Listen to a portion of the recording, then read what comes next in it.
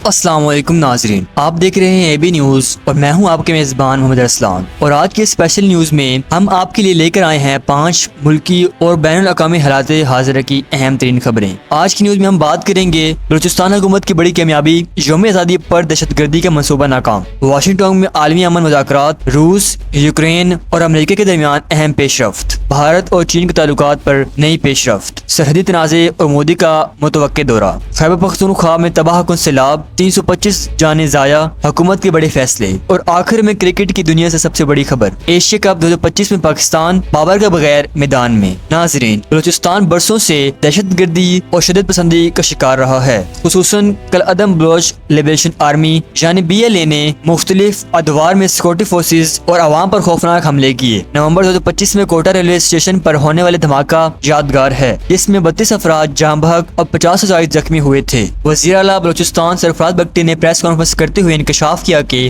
یوم آزادی پر دہشت گردی کا بڑا منصوبہ ناکام بنایا گیا۔ سیکورٹی داروں نے ایک مبینہ خودکش بمبار اور ایک سہولت کار کو گرفتار کیا۔ اہم بات یہ ہے کہ گرفتار سہولت کار کوئی عام شخص نہیں بلکہ ایک یونیورسٹی کا لیکچرر ہے۔ اس لیکچرر نے اعتراف کیا کہ وہ 2020 سے BLA مجید بریگیڈ کے ساتھ رابطے میں ہے اور کوٹا ریلوے اسٹیشن حملے میں سہولت کاری بھی کی۔ وزیر اعلیٰ نے ویڈیو بیان بھی میڈیا کے سامنے چلایا جس میں ملزم اپنے کردار کو تسلیم کرتا ہے۔ تجزیہ کاروں کے مطابق یہ بلوچستان میں دہشت گردی کے نیٹ ورک کے لیے بڑا دھچکا ہے۔ یہ پہلا موقع ہے کہ مجید بریگیڈ کے تیسرے اور سب سے اعلیٰ درجے کے نیٹ ورک کا رکن گرفتار ہوا ہے۔ یہ انکشاف بھی اہم ہے کہ یہ شخص گریڈ 18 کا آفیسر ہے، بیرون ملک تعلیم کر چکا ہے، والدہ اور بیوی سرکاری ملازم ہیں اور بھائی ریکوڈیک میں ملازمت کرتا ہے، یعنی کسی محرومی یا غربت کا شکار نہیں تھا۔ یہ معاملہ اس حقیقت کو اجاگر کرتا ہے کہ دہشت گردی صرف معاشی مسائل کی وجہ سے نہیں بلکہ نظریاتی بنیادوں پر بھی فروغ پا رہی ہے۔ وزیر اعلیٰ نے واضح کیا کہ اب سہولت کاروں کو بھی دہشت گردوں جیسا سخت انجام بھگتنا ہوگا۔ ناظرین، بلوچستان کی یہ خبر ملک کے لیے ایک اہم پیش رفت ہے۔ اب رخ کرتے ہیں بین الاقوامی منظرنامے کی طرف، جہاں واشنگٹن میں ہونے والے مذاکرات نے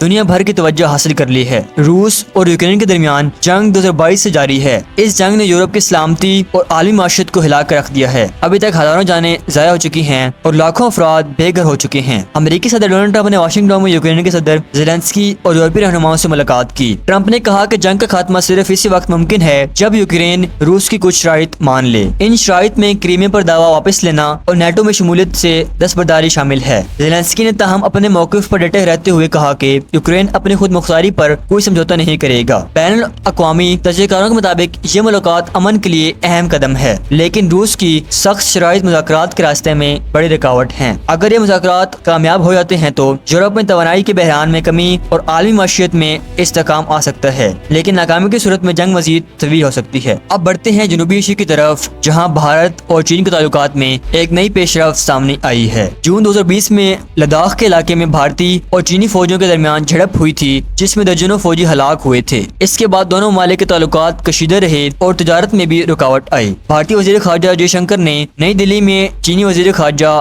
وانگ زی سے ملاقات کی ہے۔ اس موقع پر جے شنکر نے واضح کیا کہ تعلقات کی بہتری صرف اسی وقت ممکن ہے جب سرحدی کشیدگی ختم ہو۔ یہ ملاقات اس لیے بھی اہم ہے کیونکہ وزیر اعظم نریندر مودی 7 سال بعد چین کا دورہ کرنے والے ہیں۔ ماہرین کا کہنا ہے کہ اگر دونوں ممالک سرحدی مسائل حل کرنے میں کامیاب ہو گئے تو خطے میں تجارت اور معاشرت کے نئے دروازے کھل سکتے ہیں، لیکن اگر تنازع برقرار رہا تو یہ خطہ مزید عدم استحکام کا شکار ہوگا۔ ناظرین، اب آتے ہیں ملک کے اندرونی حالات کی طرف، جہاں خیبر پختونخوا مونسون بارشوں اور سیلاب کی تباہ کاریوں سے بری طرح متاثر ہوا ہے۔ ہر سال مونسون بارشیں پاکستان کے لیے امتحان بن کر آتی ہیں، لیکن اس بار خیبر پختونخوا سب سے زیادہ متاثر ہوا ہے۔ اب تک صوبے میں 325 افراد جاں بحق ہو چکے ہیں۔ زیادہ نقصان ضلع بنیر میں ہوا۔ صوبائی حکومت نے متاثرہ اضلاع کے لیے 800 ملین روپے جبکہ بنیر کے لیے الگ سے 500 ملین روپے ریلیف فنڈ جاری کیا ہے۔ وزیر اعظم شہباز شریف نے اعلان کیا ہے کہ وفاقی کابینہ کے ارکان اپنی 1 ماہ کی تنخواہ ریلیف فنڈ میں دیں گے۔ ماہرین کہتے ہیں کہ